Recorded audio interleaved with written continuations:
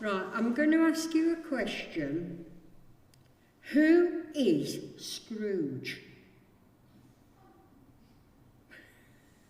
Who's Scrooge? Sorry? Somebody who's tight. Yeah. Any other descriptions of him? A miser. I got all those answers down here.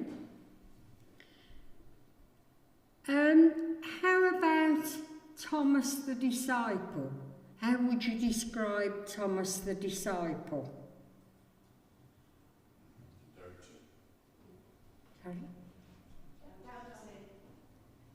Sorry, I need to wear hearing aid, you know. Doubting Thomas. Doubting Thomas. Now, I knew you were all going to say that. I really did.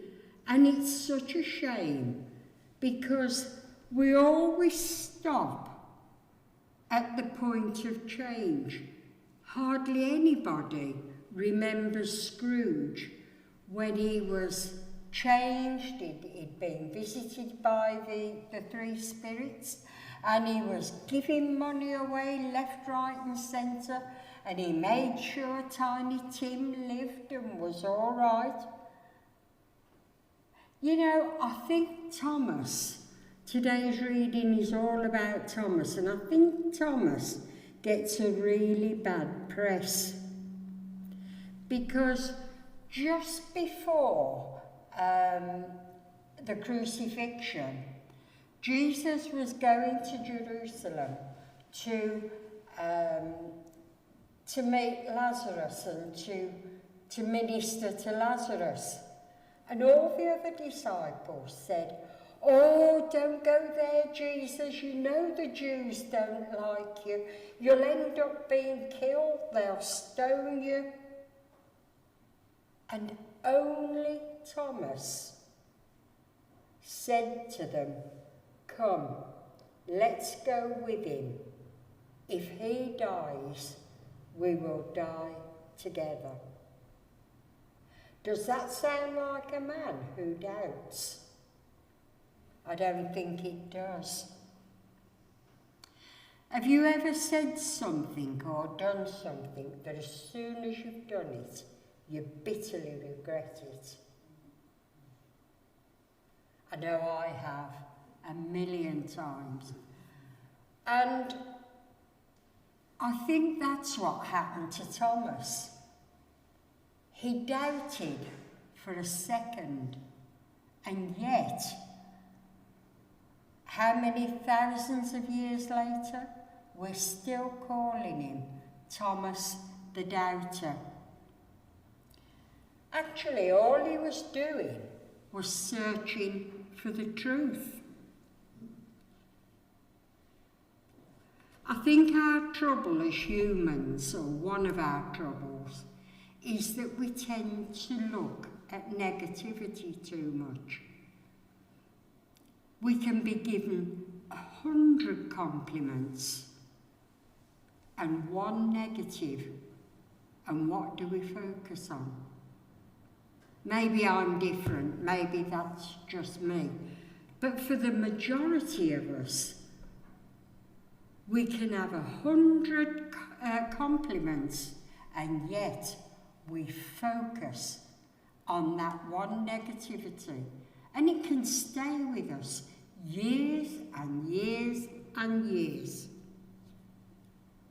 And it robs us of the true joy that God's got for us. Jesus died on the cross to bring hope. Without Jesus dying on the cross, we have no hope whatsoever, because what we do in our own strength doesn't mean anything. Hope brings salvation. Now, I do apologise to those who have heard this story 1,000,000 times, Alan.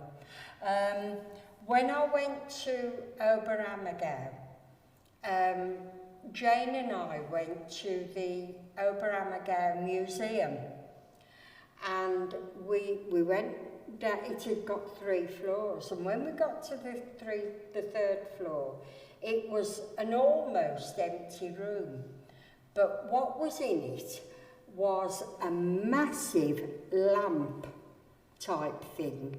Do you remember the Tiffany lamps from years ago that used to be round and then had the strings hanging down? Very similar to that, but much bigger. And you actually walked into it, and the ropes hanging down were electric, colourful ropes. And when I went up there, a German lady who couldn't speak much English said to me, "You, Salvation." It was called the Salvation Tent. And I sort of looked and smiled at her, and she got hold of my hand again. "You." Now, whether I looked as though I needed saving, I'm not quite sure. But she sort of pushed me into this tent. And I've always been a bit frightened about how I'll go to heaven. Don't ask me why. Not frightened to go in, but I just think, how am I going to get there? I'm a bit of a wuss really, and I don't want it to be painful. But as I went in to this tent, it was as though the floor went from underneath me. And on these ropes, there were images of people rising up to salvation. I didn't want to come out there. And I thought, if God chooses now to take me, I don't care. This is absolutely wonderful. So never be afraid, because I know this was only one man's idea of salvation, but I would love everybody to experience as though you're floating up into the sky with all these images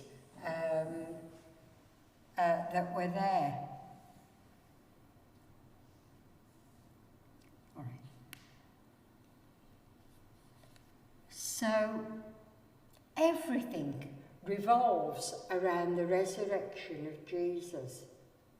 If Jesus hadn't have been raised from the dead, there wouldn't be anything. There wouldn't be anything to give us hope. So, as I said, I think poor old Thomas gets a really bad review. He was faithful. He was loyal and a believing friend. The other disciples, sorry, I've already said that, I've lost my place. How brave was Thomas to come out with his views that he doubted? If we doubt, we tend to keep it quiet to ourselves. And what's the point in that? Because all it does is take us further away from the truth. I've got 3 things out of this reading. The first one, Thomas's doubt is not unique. Thomas wasn't the first to doubt, and I'm sure he's not been the last. David, in some of his psalms, we read, cries out to the Lord. He has doubts that God is there with him. He has doubts that God's even listening to him. The disciples called Thomas for being doubting. But where were they on the Sunday night? Mary Magdalene had brought them a message from Jesus saying, "Go into Galilee and I'll meet you there." Did they go? No, they didn't. They were on that first Sunday Easter evening. They were locked in the upper room, waiting for the authorities to come and arrest them. Now that didn't show faithfulness or loyalty. And yet, we all called Thomas. Thomas's doubt had a purpose. He wanted to know the truth. And that's what we all need to know, the truth. Secondly, Thomas's doubt is not special. It's normal. Our doubt isn't special. It's normal. Everybody in their life doubts. It's only asking for proof. And I know for me, I would do anything for God, but I need proof that it's God that's asking me. So I'm as bad as Thomas. The disciples, we forget the disciples had already encountered the risen Lord, the risen Christ. Thomas wanted to believe. All he needed was an encounter with the risen Christ.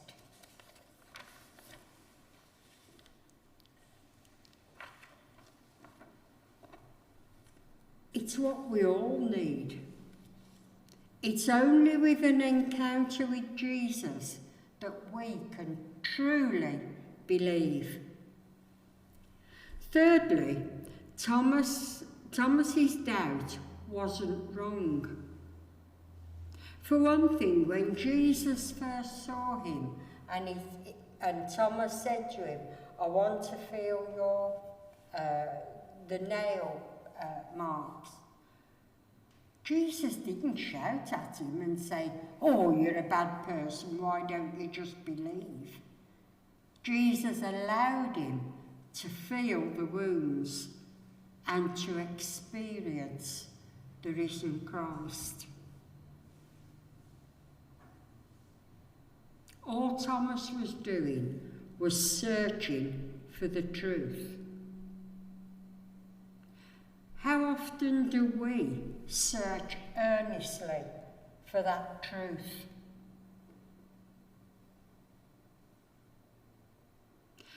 Doubt and belief are like two sides of a coin. Doubt one side, belief the other.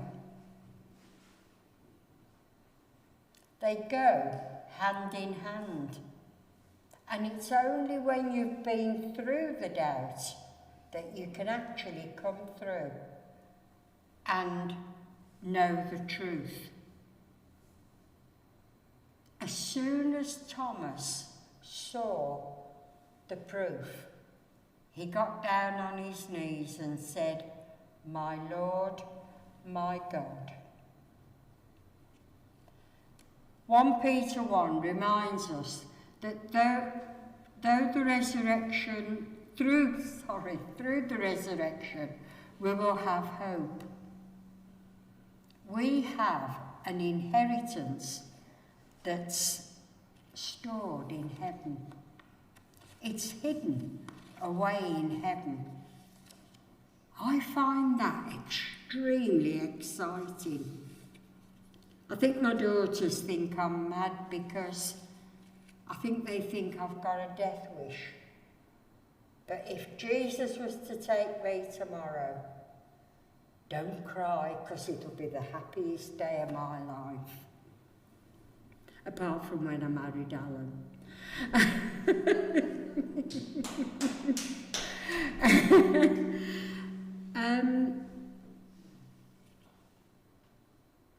Through our faith comes belief. that God's love will never, ever let us go. I find that so exciting. Even though we do the things we do, God is always there to forgive and to bring us belief through the truth.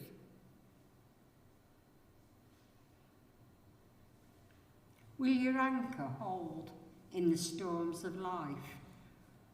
When your whole world is topsy-turvy, and we all go through these times, will your anchor hold you firm to the faith in God? I'm sure you've all remembered me telling you about the dream I had about my mum coming to tell me, hold on to your faith because heaven is worth it. And I'll say it again because we all need to do this. Hold on to your faith because heaven is worth it. Doubt if you must, but most of all, believe in the Christ who died for you and for you and for you and for you. He died for each one of us. Seek out that encounter with God. Seek out that encounter with the risen Lord for yourself, and you'll never regret it. Amen.